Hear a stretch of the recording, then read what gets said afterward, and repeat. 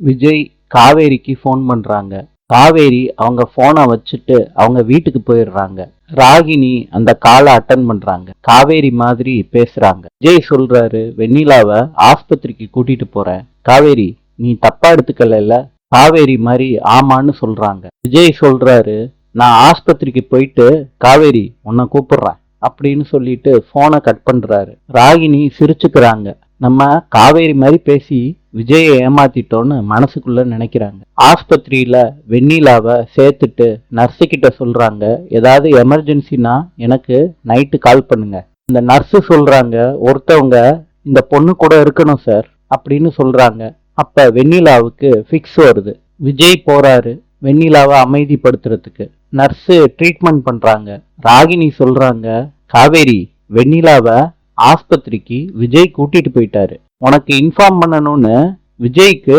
தோணவே இல்லை பாரு காவேரி. தாலி உனக்கு கட்டியிருந்தாலும் விஜய் மனசுல மொத நினைச்சது வெண்ணிலா தானே. விஜய் ஆஸ்பத்திரியில இருந்து காவேரிக்கு கால் பண்ண ட்ரை பண்றாரு. அவங்க போன்ல சிக்னலே இல்லை. விஜயோட கால் வருமானு வீட்ல காவேரி போனோட காத்துக்கிட்டு இருக்காங்க தூங்காம. நாளை சந்திப்போம்.